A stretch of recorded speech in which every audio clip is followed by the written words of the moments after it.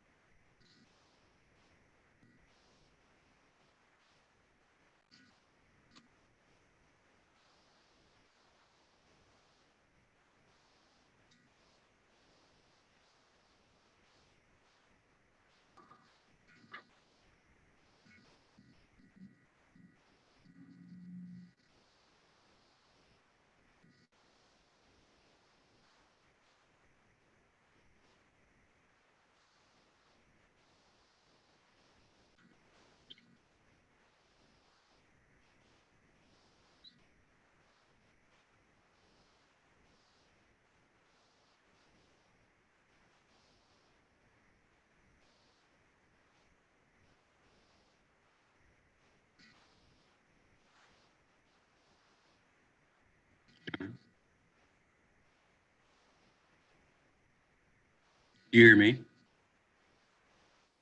You don't hear me? I can hear you, Jeremy. Oh, okay. Allie can hear me.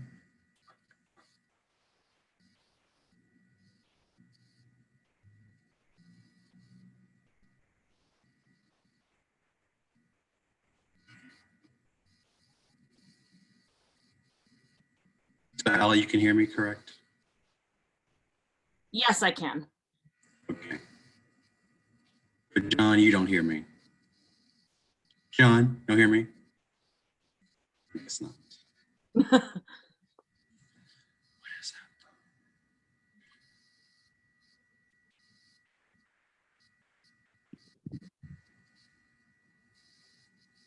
that? John?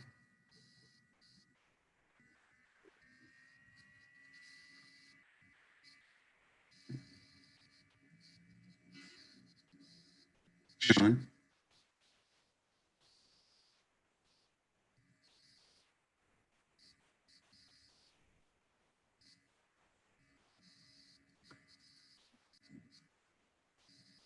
Hey, Bill?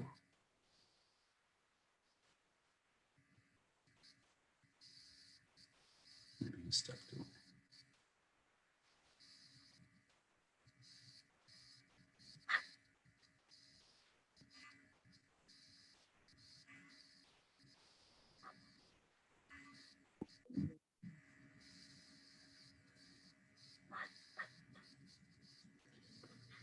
Hey, Matt, I know you just joined. Can you hear me?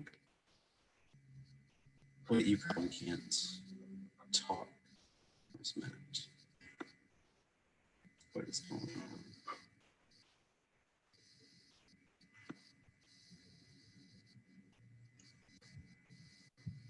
Can you hear me now? Yes. I can hear you too. Okay. I was trying to use my headset again, so Okay. sometimes it works and sometimes it doesn't. Okay. I know there are a couple people that just joined. If you are participating on Zoom and if you can hear, can you just type something in the comment in the chat box? Can you just type I can hear you or yes?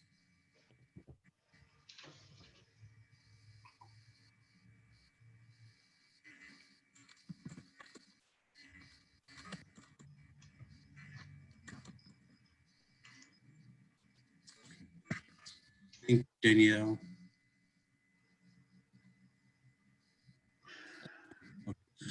So John, if you want to just put your audio on mute until we bring you in. Sure.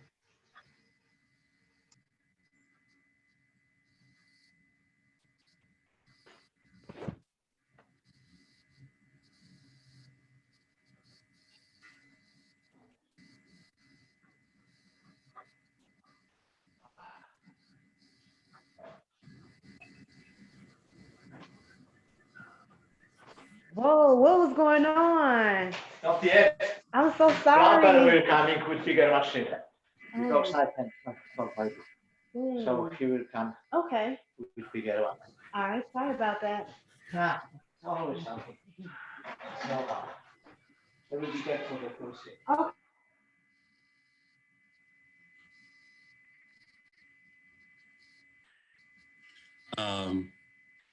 Sean, can you hear me now still? Okay. And then will you unmute yourself and let me see if I can hear you. Can you hear me? Oh, not you. Can you? Oh, sorry. John, will you unmute Yes. yourself? Okay. Sounds good. Okay, cool. Thank you.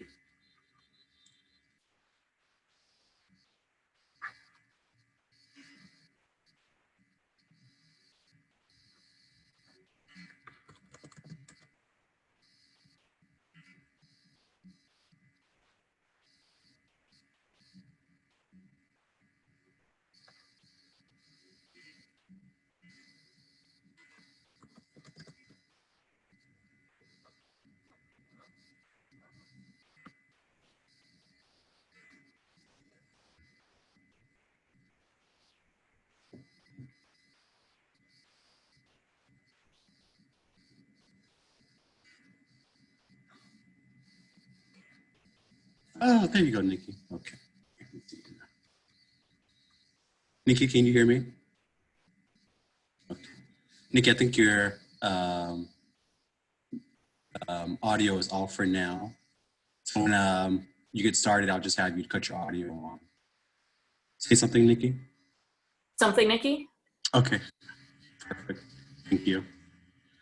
Okay. We're going to get started in just a moment, everyone.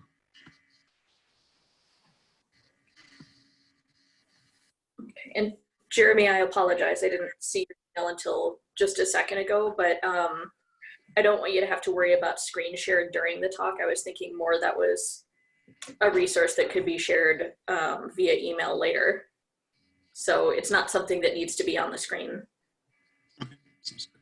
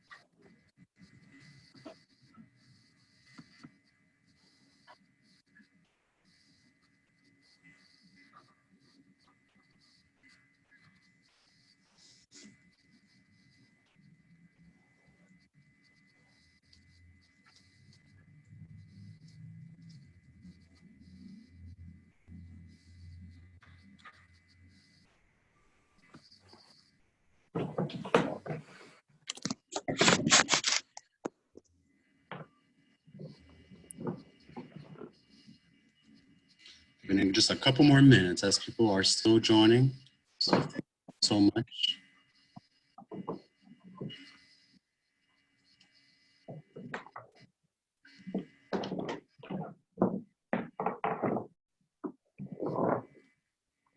And then for those of you, I believe I thought I had to where everyone was muted, but if everyone could just make sure that they have their phones and audio on mute, please.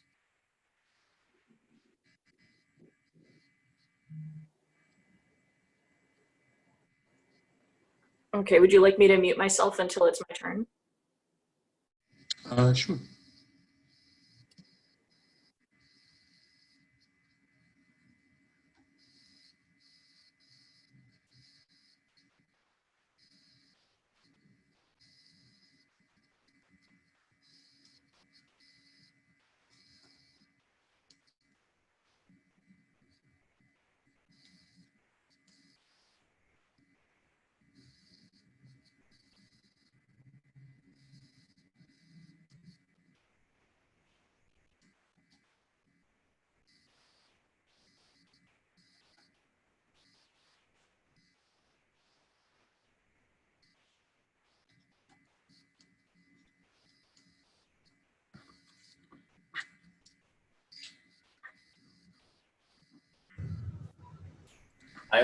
Wherever John is. Say it again, Timmy. I want to be wherever John is. Oh, yeah. It does look like an incredible place to be.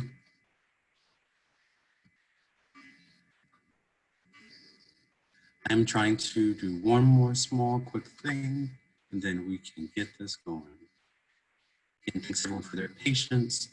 As like all of you, we are just into learning how to use these new gadgets.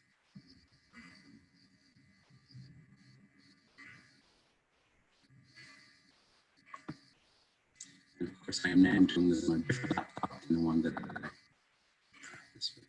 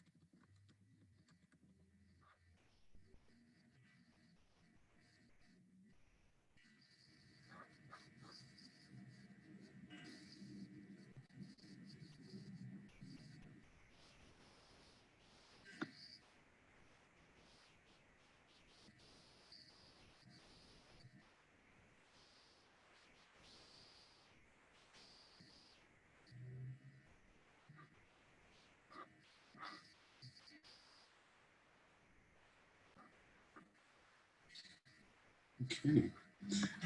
So hopefully we are now live on Facebook. I'm going to let some other people in.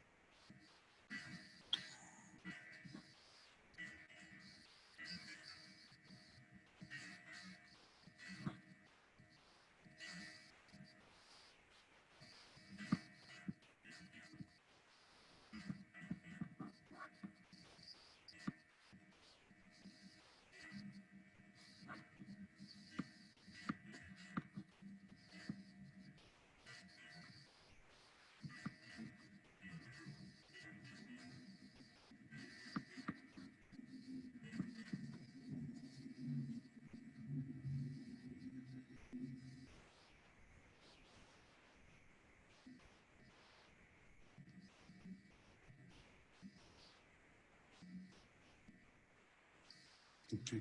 Well, perfect. So good afternoon, everyone. Thank you so much for joining us and for your very, very humble patience as we got started with our very, very first live online virtual event of 2020 and just really in general. So I'm excited to be here with you today as we get started. So again, my name is Jerome Holston, and I am the director of the LGBT Chamber of Commerce of Illinois, and I use he, him, and his pronouns. Again, thanks so much for joining us this afternoon as we begin our week of online lunch and learns. Before we get started, I just want to share some tips on the ways you can engage with us during this call and a quick overview of who we are at the LGBT Chamber of Commerce of Illinois. First, I do want to apologize for the background noise. I am here in our office, and selfishly, I did want to make sure that I was in the room with the best light. So that does mean that I am in the room by the street. So I will be sure to try to mute myself when I am not speaking. I attempted to cut off all audio and cameras before this got started. Doesn't quite look like that worked out, but we're going to keep on working with it. You should be able to submit questions via the chat box. So everyone on Zoom, there is a chat box there where your questions can be submitted. Those of you who had your cameras on, you don't have to cut them off. We put this to your faces, you can still leave them on. If you are participating, again, if you are on Zoom, use the chat box to send your questions directly to me. So when you're in the chat box at the bottom of the screen, you'll see there's a way for you to designate who the message goes to. So please send that message directly to me. If you are joining us on Facebook, please share your comments in the questions there. Our wonderful admin, Allie, is watching the comments and will respond and help us monitor those questions as they come in. If you have joined by phone, you have the option to email your questions directly to me. So my email is jholston, that is JHOLSTON @lgbtcc.com. So for those of you who are joining the LGBT Chamber of Commerce at an online event for the first time, which is everyone, welcome to today's conversation.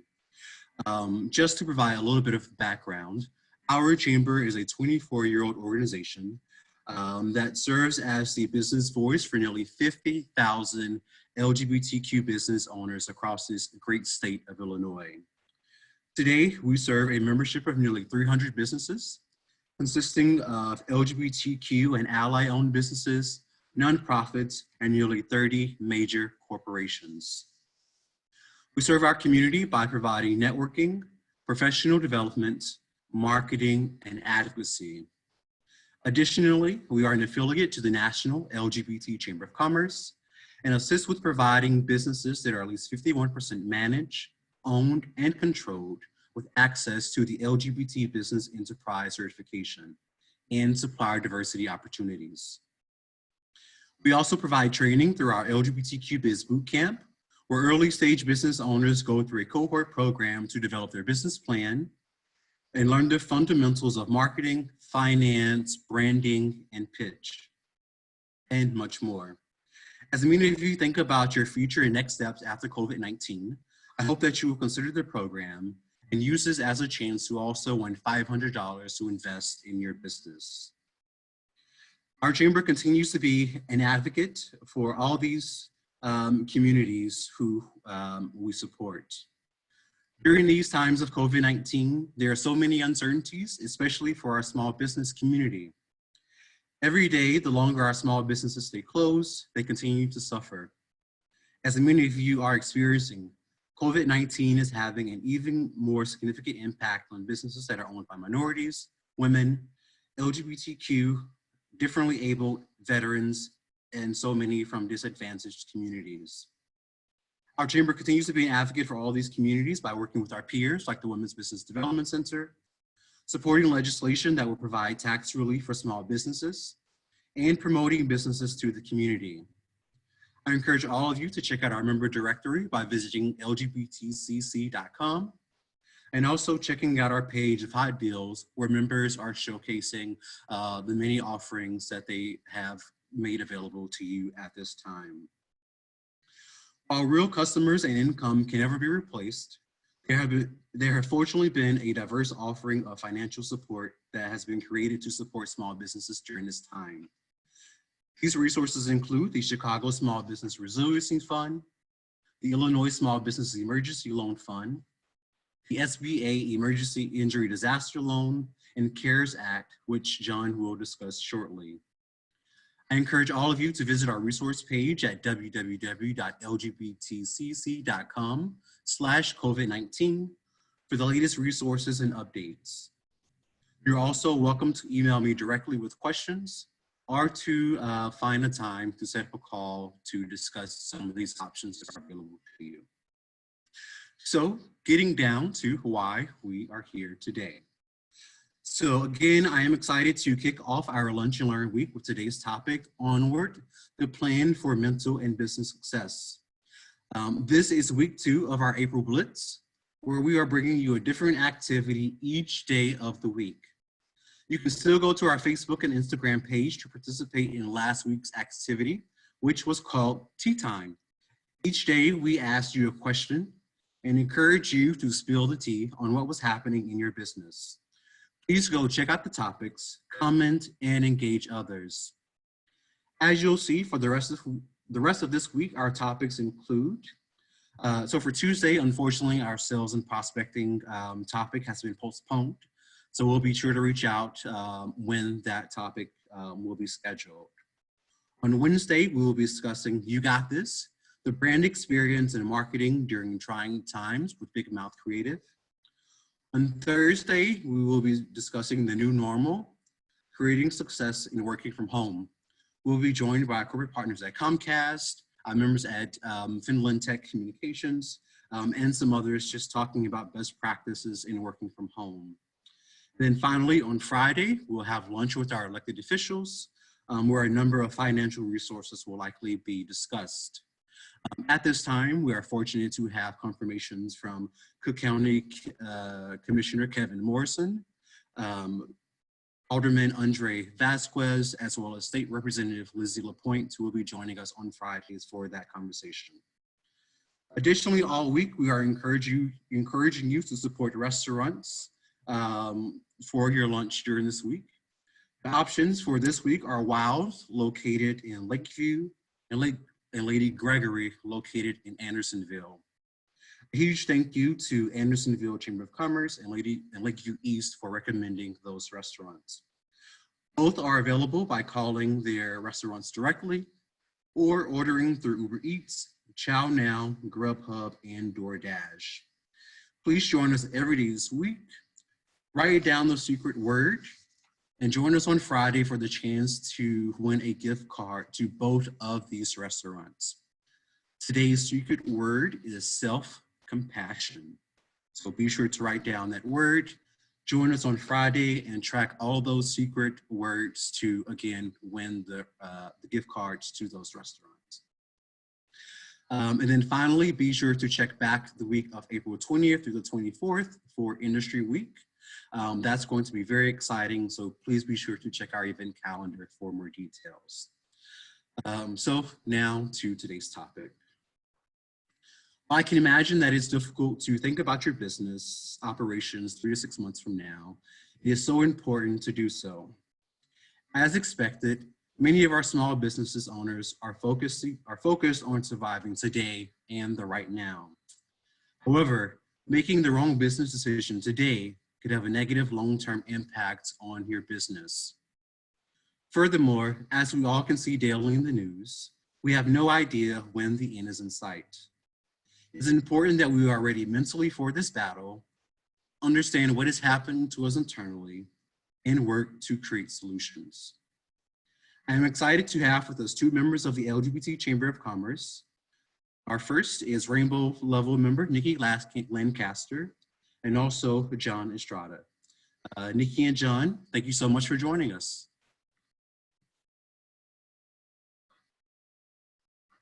Thank you. Awesome. Thank you. Glad to have both of you with us.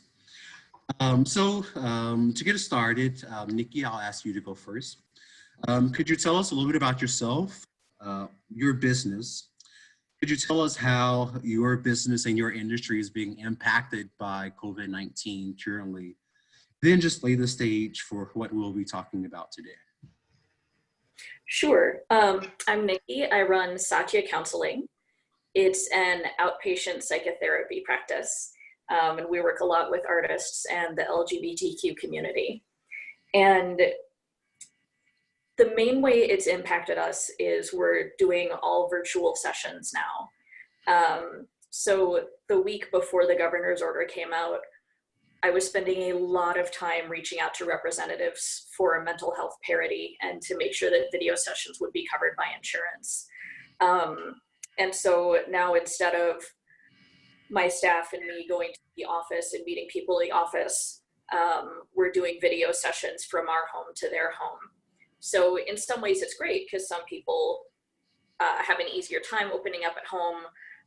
Some feel distanced by being on a screen and have trouble opening up or don't even want to do sessions via video. So it's been a mixed bag. And of course with clients getting laid off and possibly horrifyingly losing access to healthcare, that's another way that it could, is and can continue to impact us. Definitely. And then if you'll just help sort of lay the stage for, just what we'll be talking about today as well, from your perspective. I'm going to talk about the effect that this whole situation is having on your brain and hopefully making some intimidating neurobiology concepts accessible in plain English, and some real world strategies for how to cope with it. John, how about you? Will you, again, tell us a little bit about yourself, your business, again, how you are currently being impacted, then lay the stage for us again with what you'll be doing. Sure. Thank you, Jeremy. I'm in human resources, and I just recently aligned with the Integrated People Solutions in Golden, Colorado in February. It's an executive search firm. And I was coming to them with a offering of HR services and consulting, and around talent management, I do executive coaching. So it was a nice fit. So timing is everything. Going into executive search right now, obviously for the last 3 weeks, we've been making dramatic changes in the way we operate. This being one of the tools, but some of our clients have not slowed down, believe it or not, and that's the good news. And in fact, I like to say I'm expecting the best, but we're going to prepare for the worst. So we've been having a lot more meetings to make sure that we're consistent and communicative with our clients. One of the impacts, it's, you can do video chats, video interviews, and through the cycle of a search, but ultimately you have to be on site to meet who you're going to work with and where you're going to be working at. And so for the last 4 weeks, we haven't had any candidates flying any place. So there are final offers pending. The challenge right now is how long will that be for us in terms of when can we lock down? As many of you have smaller businesses, or even if you work for larger organizations, a lot of times you're not going to get paid for your service until after that contract's been completed. So the investment is tremendous. Having said that, one of the things I told Jeremy that, is ever changing, it's very fluid. And so I'd like to use this forum to have a really fluid conversation around the CARES Act. The CARES Act, if you don't know, and I'm sure you've maybe heard some of this, but I'll just do a refresher. CARES stands for Coronavirus, Aid, Relief, and Economic Security. And there's multiple components of that. And Jerry, just to make sure, you'll have things already on the COVID site for the chamber, correct? Correct. Yes. Okay, good. Because I got to tell you, I've been dealing with clients since last week that I do HR work with, who are asking me questions around some of the nuances of the activity around the CARES Act. SBA, the Small Business Administration, has really been charged with funneling a lot of the, or channeling, I should say, a lot of the requests and the funding through banks. I don't know if you've watched the news over the weekend, but it's been a little bit of a disaster and a little bump up and down. Servers not being able to accommodate a lot of the application process, which is in some cases a lot of document uploads. I had a client yesterday tell me that she spent at least 6 hours on Saturday to upload one document when she had to upload 22. So yeah, and they're trying to fix that. Obviously, nobody planned for this, and so the servers aren't just accommodating those. So I think one of the things, and I think Jeremy had a good point, he said, are you going to talk about the Paycheck Protection Program? Because I think a lot of people are really interested in that part. So I'm going to float around a little bit. Paycheck Protection authorizes up to $349 billion in forgivable loans to small businesses to pay their employees during the COVID-19 crisis. All loan terms will be the same for everyone. The loan amounts will be forgiven as long as these two things. The loan proceeds are used to cover payroll costs, mortgage, interest, rent, utility costs over an 8-week period after the loan is made. And secondly, employee and compensation levels are maintained. So you have a point? Yeah, so we'll, thanks for sharing that. And so we'll have you add a little bit to that here shortly as well. So thank you for getting us started with some of the basics of what that looks like. But you're very right, you know, I don't think anyone was really ready for what we're about to see or really even be able to experience. Our chamber is fortunate to have a significant number of financial institutions that are active and supporting small businesses throughout this time. One of our partners, Chase, mentioned that even, I think just since the process opened up, that they've had about 200,000 applications so far just for the PPP program. So, and that's just for one bank within itself and just for one team. So imagine for sure across the industry and across financial institutions, just what that generally looks like. So Nikki, thanks for getting us started a little bit earlier. So obviously right now, all of us are getting constant updates on our phone about new positive tests, new confirmed deaths, closed businesses, furloughs, and you name it, it's a new article that's coming out about it. One would assume that this is for sure doing something to us internally, mentally, emotionally. Could you talk about just what is happening to us, to our brains, as we see all this information coming in? I sure will. So our brain's ability to learn new information and develop habits, it's called neuroplasticity. That's the actual physical changes that happen in your brain. So you've got these cells, neurons, right? And they travel down neural pathways. And when you form a habit, it's like a superhighway that's paved really well.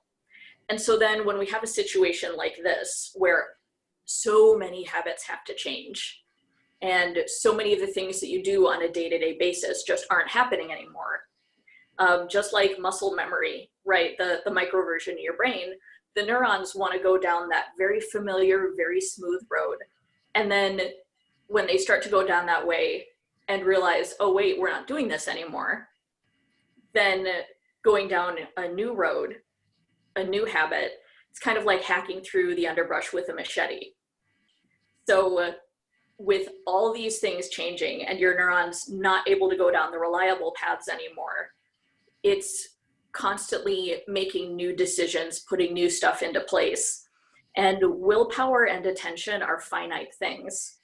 So when you have this level of change, it's a major neuroplasticity event. And you have decision fatigue pretty much the minute you wake up in the morning. So a lot of people are finding that they're foggy, they're tired, having trouble concentrating, maybe cranky. And this is one of the three things that's happening. Mm-hmm. The second is we're under a constant threat response. So when it comes to our brains, they're wired for survival, not for joy. Joy is a total Johnny-come-lately in terms of evolution, right? And so it's like the amygdala, which is back here in your lizard brain, that's a structure in your brain that's kind of like a guard. And it tells you when there's a threat, and it sends all these impulses to do something about it. So then your cortex, right, this processing center, which is a computer, does not speak lizard. So this is trying to mush this down with language, which is not super effective. And so it's kind of like somebody is in your ear all day shouting, bear, bear, bear, bear, and sending these impulses to fight, flight, or freeze. And the thing that we are actually supposed to do about the threat is to stay at home. So your body is being flooded with all this adrenaline, all this cortisol, all these like, go do stuff, right, kinds of chemicals. And with all that stress happening, all that threat response, that's also a drain on your resources, right? It's like this huge program running on a computer that's just taking up all this RAM. And then the third factor, when you add in all this bonus uncertainty, right? And our minds like problems that they can solve. You know, when you're cold, you put on a sweater. When you're hungry, you eat something. And when the threat is, I don't know what's going to happen, there's all this uncertainty, then your mind is spending all these resources trying to figure out what actually will happen. Can I prepare for this disaster, this disaster, this disaster? So then it's like there's, between these three processes, it's like running Chrome with 27 video tabs open. You've done, I love the three analogies that you've presented out there for us today. It's really big to understand this. Thank you so much for that. But I can definitely, you know, it's been very interesting. I can imagine for all of us that since this has happened, we've been on other group calls, or we've just participated in group discussions with our coworkers. And it is definitely, you know, for me to be on the receiving end of listening to people just talk about their emotions and their feelings, you can definitely see all of those things that you just mentioned. And so it's definitely helpful having a way to now be able to understand what is actually happening, and hopefully we can kind of use that to help us calm ourselves and talk to people about it, which is we'll continue to talk about what some of those options might look like. So John, a question for you. So last week, you know, it was reported that 6.6 million individuals filed for unemployment benefits. Obviously, of course, this is a result of businesses that have closed and are having to either lay off or furlough employees. What are your thoughts on just what we're seeing right now in terms of this activity?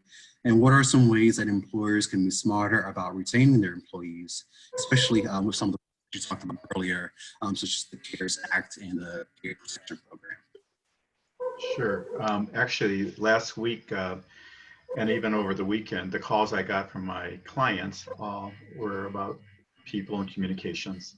To your point, Jeremy, with the number of people who are being furloughed or laid off, it's all about the messaging, because this is a blip on the radar. It's a big blip, but you know, some of those people on furlough, you really want to engage them when they're not there. And so you're going to have to be a little bit more creative with your people communications, because you're not able to see them live. And you also, the people that are still working, if they are still working on site or remotely, you have to be equally engaged with them in terms of what the outlook looks like and what you're doing. So that communication component is really, really extremely important. A lot of my clients, actually two of them specifically last week, and one the week before, really had done a good job up front in their strategic planning for people, where they actually already had a plan in place for catastrophic business continuation. And so they just put that into place. It wasn't perfect, but at least they had a framework. So I don't know if that's answering the question, Jeremy, in terms of to what extent, right? But they're going to be using a lot of the clients were just so fully focused on trying to get these grants and these loans approved. So, but I did get a couple little questions that were just outside my typical area, but I was very grateful that they called to reach out to me to see if I could help. The one that stands out the most is I had a client that called me and said, hey, you might know, where can I get 250 face masks like really quickly for our factory workers? So, you know, eBay was the only option, and extreme premium. So anything else, John? So are there any, so I know earlier, and maybe, I know we've probably had some people that have joined since you had a chance to go over it, but are there any specifics that you can highlight, again, around the resources that are available to the under the CARES Act or the Peer Protection Program. Specifically, that's just what the grant is and just what it does. Oh, Gary, good question. What I've realized, there's a lot of information out there. And if people go to the websites, you know, you'll drill down and you'll drill down to get the information you need. I think the chamber has a good resource, and you already have links there. People can just link right in to read about it. But the overlying factor is the SBC does not directly give you a check. They go through a bank. And one of the challenges from a number of clients has been that good thing they had a good working relationship with their banker, because they took their call, they didn't go into a voicemail. And other banks are just refusing to see new clients right now. So there may be a level of frustration if you don't have that relationship with that banker. It's going to be crucial and important to be able to get these approvals through the system. So contractors, if you're a 1099, if you have 1099s, starting April 10th is the date to start that process. So we have a few more dates. They're still trying to get through just the initial hurdle of the small business loans themselves. So the next step is for the contractors and for independents. And again, there's a checklist that are available, and we'll have those links. I think they're already up there, where you can gather that information before you talk to your banker if you're able to. And just for a cheap plug, I asked Jeremy what are the banks that we are member of the chamber, because those are the people I would reach out to if I didn't have one. So sort of speaking to that, if you are someone who does not already have a relationship with a banker or a financial institution, our chamber is fortunate to be corporate partners, to have a number of corporate partners, including Wintrust, Fifth Third Bank, Chase, US Bank, and Bank of America. So I'm sure any of those would be able to assist you during this time. We are also fortunate to be partners to the Women's Business Development Center. I believe on Wednesday, we will have Georgia Marsh from the Women's Business Development Center joining us. She'll be talking about the resources that they are providing at the WBDC for small business owners in terms of the training, webinars that talks about each of these resources and programs as well. So please be sure to take advantage of those resources. John, you sort of talked a little bit about our 1099 and sort of solo business owners a moment ago. What are some other sort of opportunities or things that folks who are 1099, one person only businesses, one person shops, what are some things that these folks should be doing right now to, again, think about long-term operations to plan for the future and to make sure that, after COVID-19 is over, that they still have open doors to grow business? Good question. One thing that I've been doing, because I'm really an independent that just went to a larger firm, but I still have my old clients. And so is reaching out to them, each and every one of them, and getting that call back to at least find out what their requirements were from a people perspective. And even though they were really busy, they returned phone calls because they had people questions. So I would really say that the communication right now and being positive, because I didn't call them to take, I called to give. So, and that was really appreciated because everybody's just pulling at them right now where they're trying to keep their boat afloat. So for me, I'm doing that by reaching out. So, and that's been very instrumental. But also, when you look at the websites, there's a number of different resources about keeping your business afloat, which is the short term, but that's really going to take you to the long term. So, making sure that you're paying your rent, renegotiating with your bank, with your landlord. All these are commonsensical, but I think, Nikki, sort of when you said you have all this other activity going on, you forget a lot of things. Mhm. And so those checklists really come in handy. Nikki, as John just said, obviously, we're going through lots of things, trying to just figure out how to really just push forward and to not be so bogged down by all this information that we're receiving and just what is happening to us. What do you suggest as ways for us to just cope with everything that's happening around us and to us? Well, there's a lot of the things that we need to do are counterintuitive. Mhm. One of them is chuck the productivity porn. Some people really are like sharks and need to keep moving, Mhm. right? That's how they get their energy.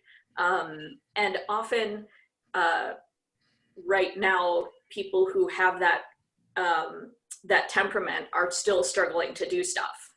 So if you're one of those people who is in this situation and your thought is, oh great, now I can learn Italian, awesome, cool, go for it. If not, as we talked about earlier, there are a lot of biological reasons that your capacity is limited. So it's normal, right? And fighting it isn't going to help you at all. So part of it is just the very practical: get nutrition, drink water, get sleep, and start observing what your capacity really is in a day.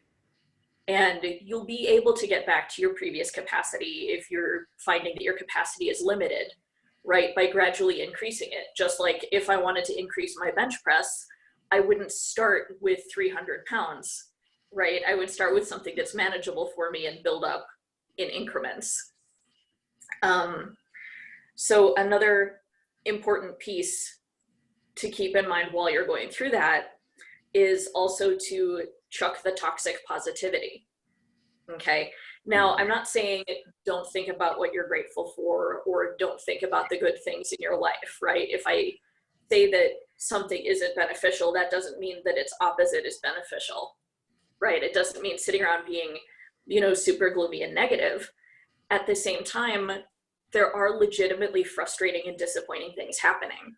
So going to, oh, well, I shouldn't, be upset that all these events that I worked so hard on are suddenly canceled because somebody else could be on a ventilator. Okay, if somebody is on a ventilator, don't ask them for emotional support. But at the same time, it's legit. You can be disappointed. You can even have grief, right? Those are very normal things for us to have. And so making space for those things and acknowledging them rather than saying, oh, I shouldn't feel that way. I shouldn't be disappointed. Somebody else has it worse, or I gotta stay positive. Yes, it's great to have goals and to look at what's going well and to, find your own silver linings, but you can't live on silver linings alone.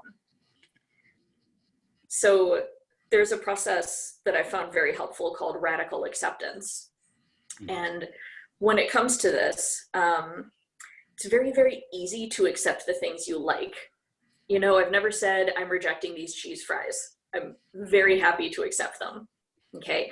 When it comes to stuff like this, again, because our mind's like solvable problems, it's really easy to get stuck in, it shouldn't be this way, it's so terrible. And thinking about all the stuff that maybe the administration is doing wrong or that your customers are doing wrong or all the things that you wish were different. Understandably, right? Who wouldn't want this to be different? So radical acceptance doesn't mean accepting all the terrible consequences that your mind is telling you are going to happen. And it doesn't mean liking what's happening by any stretch of the imagination. Radical acceptance is being willing to say, okay, this is what the reality of the situation is. And this is what I'm experiencing about it, right? So it might mean, for me, perhaps saying, okay, we're in this really uncertain time. I'm very stressed out about my clients. I'm really worried about my employees starving if we lose all our clients. And I'm worried about, having to start from zero or losing my apartment or whatever other things I'm worried about. I'm disappointed, I'm stressed, I hate it, and it sucks. And just that process of saying, okay, this is what's happening. This is the reality of the situation. I'm feeling powerless. I'm feeling stressed. And there's this nationwide catastrophe. And I'm feeling powerless to make change. That's only by accepting where you actually are. Can you create change from that? You can't create change from where you think you should be or the way you think things ought to be. So it can be very powerful to make space for what's actually happening with you. And there can be a certain amount of peace in letting go of the shoulds and the wishes, right? And being able to say, okay, I get to be disappointed. I get to be frustrated. This is where I'm at. And then this is where I'm going to create change from. Mm-hmm. So many great nuggets of life. And thank you so much for sharing that. But yeah, that's interesting. You know, of course, you know, during this time, it's when you know, seniors are getting ready to graduate from college, or they're doing prom, and so there's been sort of like online, you see sort of a mix of people and how they've responded to seniors talking about their feelings around not being able to have a graduation or not being able to go to prom. And so you see, for instance, those people who are like, oh my goodness, these kids, how could they be so selfish in just being focused on our prom and graduation when there's this global thing going on. But again, as you say, it's you know, them recognizing how they feel. You know, of course this is happening, but you know, these people, we still have feelings. We still, you know, spent all 4 years of high school waiting for these moments and expecting and dreaming about what we thought this would be. And so I think it's definitely valid for us to continue to think about how we respond and engage people based on their emotions and their feelings, just because we don't necessarily see it in the same sort of perception. So yeah, thank you so much for that. A quick reminder for those of you that have questions, please again remember that if you're watching via Zoom, that you can use the chat box to send those questions directly to me, and I will receive those. If you are watching via Facebook, just type your questions there in the chat, in the comments, and we will get them. And again, you can also email your questions directly to me, J Holston, that's JHOLSTON @lgbtcc.com. Another couple of questions for Nikki and John. So John, we'll start with you. So while of course, while new business is always a good thing, repeat business is always better. You kind of talked about some of these things earlier, but what should business owners be doing now to make sure that they retain those repeat clients? How do we make sure that we bring those people back? And even those old clients that might have used us maybe once or twice before, and you know, we somehow lost contact with them. What are some of your thoughts to engage them at this moment and to make sure we're still getting their business down? Yeah. You know, there's not a magic formula at all, but it really, the component about the communication during this time, and at any time with your clients, whether they haven't used you for a year or you know, they've chosen another vendor, but just to get back in there and start that communication to see what you can do and what you can do better for them, and be anticipative. Because a lot of these organizations are looking for people who have a little bit more of a strategy than they do sometimes. And if you can add some insight, that's going to be very, very, very beneficial. And Jeremy, I did want to talk about one other topic, which is the economic injury disaster loans, the grants. Because to me, that's like immediate money if people qualify. And if you don't, as a grant, it comes back to you as a loan.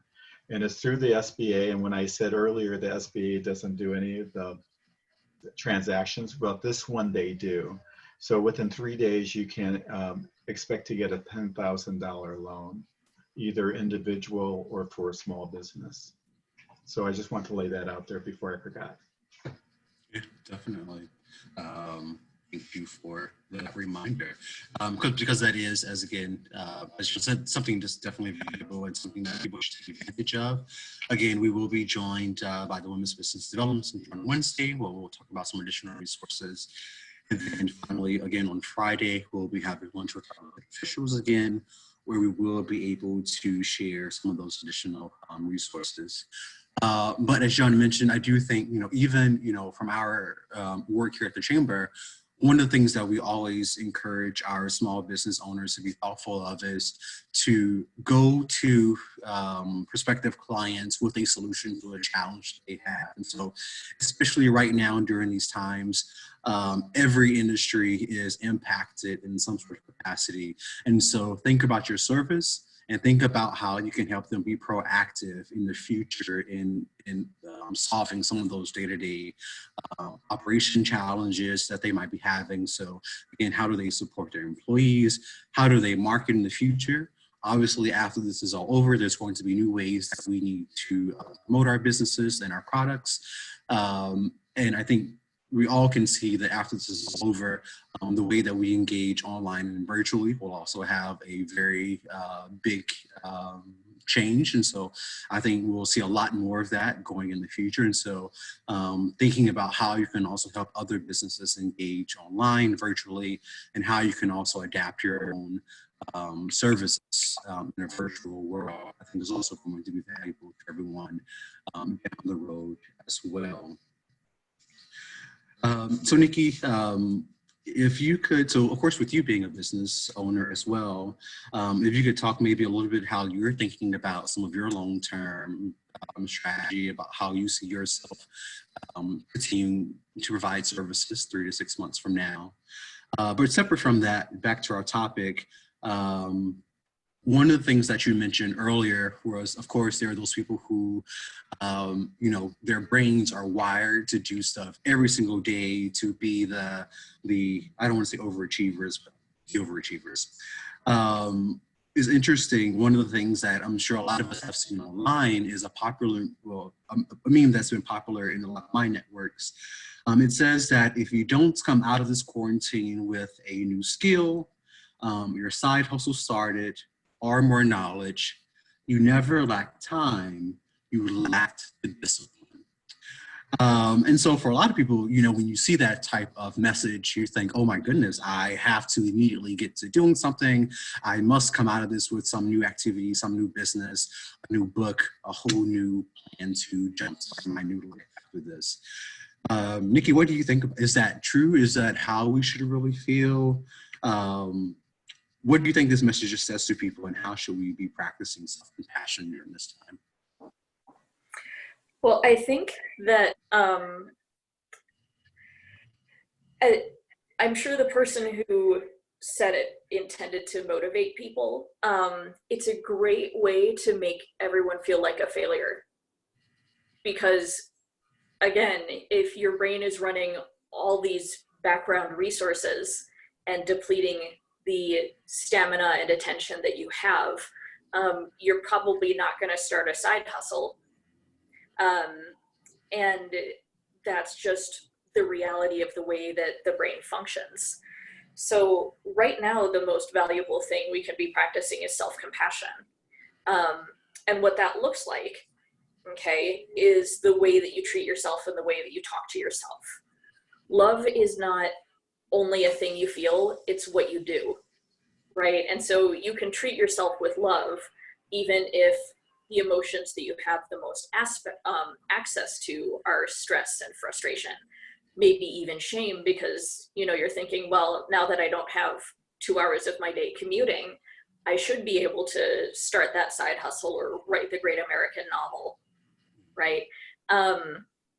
And so practicing self-compassion is about noticing when you get stuck in these really invalidating thought patterns, when you find yourself talking to yourself in a way that's cruel and unhelpful, and saying something to yourself like, okay, I know that's disappointing. I don't think anybody would like feeling stressed out and inadequate, right? It's normal to feel that way. It does not mean telling yourself everything's going to be okay, because the minute you say that, your mind is going to come back with, well, how do you know that? Right? Because it has literally binders full of reasons that things will not be okay, and it will come back at you time and again. Oh yeah, remember the time that you were 8 and you screwed up the dodgeball game and nobody talked to you for like 3 days? You can't say that it's all going to be okay. So talking to yourself about, again, it's understandable you'd be disappointed. Nobody likes feeling disappointed. And that will take your brain out of the mode of, okay, what if we rehearse this disaster? Can we fix it? What if we rehearse this disaster? Can we fix it? And sort of this, like, it's like an allergic reaction to your internal world when your mind gets stuck on a problem it can't solve. So it will frequently tell you that you're the problem. And if you weren't so stupid, if you weren't so lazy, if you had used the time of this global pandemic to learn Italian and start your side hustle, maybe people would like you, and all that kind of stuff. And it's really easy to get scared that, oh, well, if I practice self-compassion, then I'm going to give myself a pass every time I make a mistake and I'll never get anything done. And in fact, the research shows that people with self-compassion actually get more stuff done because they're not paralyzed by perfectionism. They're more realistic in what they can accomplish and what their capacity is and what their boundaries are, right? So they can actually do more. There's such thing, so obviously, in business and for insurance purposes, we create like emergency disaster plans. Is there something that exists, or is there an equivalent to that for our personal lives, where we should thought out scenarios or have plans or activities in place that say, when XYZ situation happens, I know that the solution that brings me peace or comfort is this, and this is what I will do when this stressor or when this major activity happens. Is there a personal sort of similarity to that?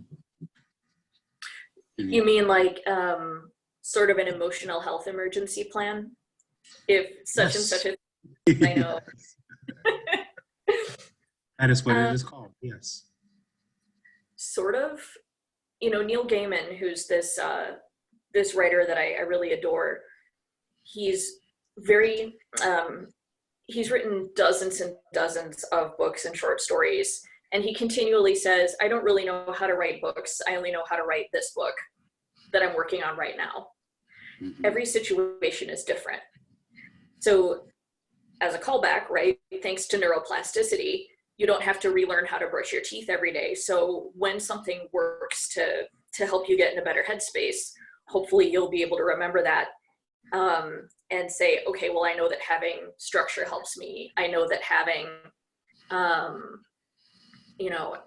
physical activity helps me.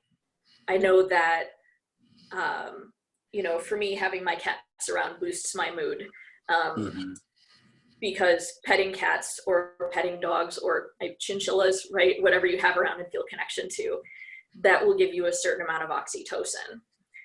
But again, since every situation is different, you can't really have a disaster plan because there are, I was somebody who would always overfunction in a crisis. So if something bad happened, I was the one who only needed 3 hours of sleep and could just like Superwoman spring into action. And then later in life, there were other situations that happened and I needed 2 naps in a day to be able to get through the day at all, and had maybe 20 minutes of functional time when I could read. So while certainly, knowing things that have helped you before, having a good therapist on speed dial, things like that is really helpful. Since you don't necessarily know all the nuance of a situation before it hits you, you can't have a disaster plan the same way that you might have, in my industry, we have something called a HIPAA breach plan. in case somebody accesses confidential client information, how would you handle it? Well, that's a concrete known thing, you know, and we can't really predict exactly how a disaster will impact you personally. I didn't know. It's always good to ask. Thank you for letting us know. So we have a couple of questions that have been submitted online, so I'll walk us through those quickly. So we got a question from Jason. So this may be for John.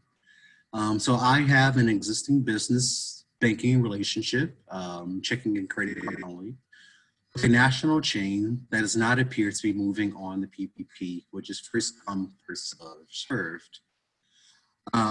Would you recommend we sit and wait, or instead should we connect with LGBTC chamber members who are representing authorized SBA lenders?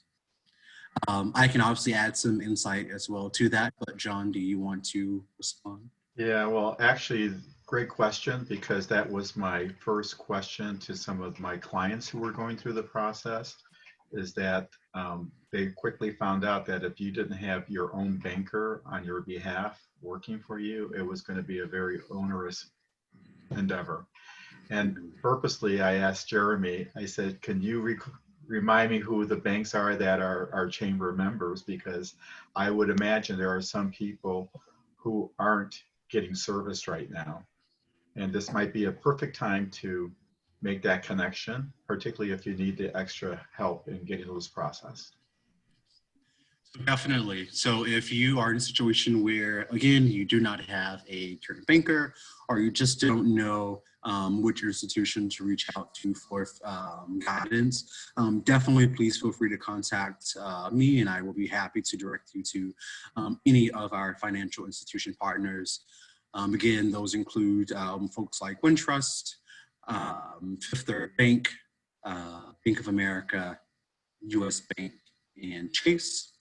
As well as there are a number of other community funders as well who are providing some financial support, like the Women's Business Development Center, perhaps some small business development centers as well.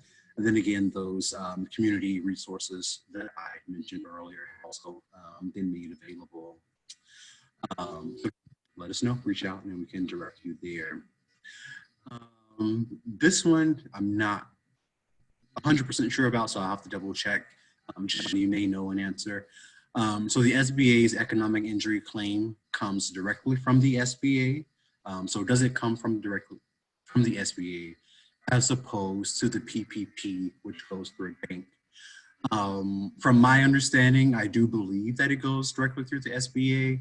I believe the SBA has an online application set up where they are helping people, where the application is just set up for you to fill out on your own. And so it's already open.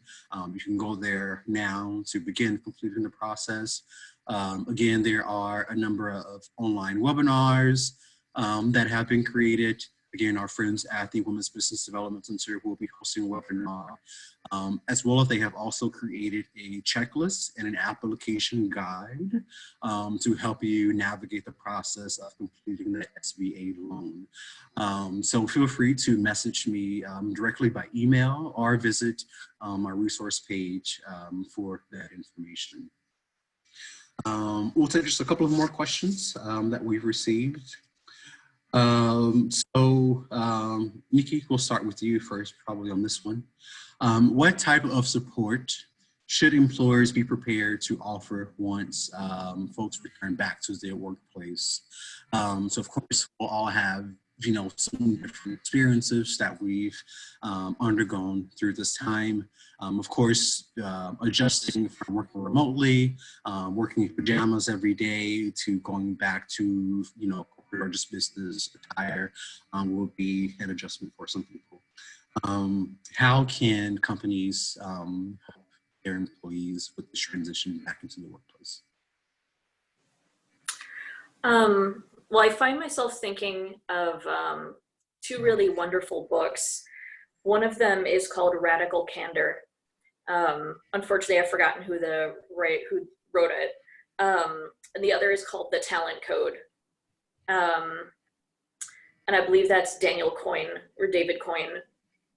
And they talk about how some of the most important factors in team cohesion and creativity and team connectedness are trust and safety. So the more you can find ways to communicate to your team, you belong here, you're safe to be who you are, you're safe here, as much as we can signal safety in a time of uncertainty, right? Those are going to be really huge for creating a culture of openness and a place where people are in a place where they're very receptive to connect, right? Because connection is one of the most important things in terms of workplace productivity and workplace satisfaction, right? If your company has an EAP or employee assistance program, reminding the team, hey, this EAP exists so that you can access resources to help you navigate through whatever other situations this is bringing up, I think would also be very helpful for the transition. But mainly, I think just acknowledging, hey, we're all in the same place. We're adjusting to this new normal after a period of abnormal, and we're still finding our feet. So we're all in the same boat here. Nobody's doing it better, right? We're gonna all figure this out. That's gonna create more of a collaborative atmosphere than, I don't know, I mean, I haven't really met anyone at the chamber who has the attitude of, okay, you know, filthy mongrels, get back to work while I sit in my throne up here. Goodness, fortunately, we're not in the midst of people. One thing I'd add to that is for sure, even is encouraging people to continue to use right now as ways to make sure that you're engaging your employees as well. I know that many people are having daily conference calls with their employees, and so definitely tap into those where you can. And of course, our chamber is also here to be a resource to you during that time. Definitely, if I are board or other members can be a resource in coming in to lead a topic or to host a discussion for you, definitely feel free to do so. With that, one thing that we are for sure focusing time and energy around is making sure that our community is participating and responding to the 2020 census. So if you would like us to come in and talk to your team about the census, definitely please let us know and we'd be happy to do so.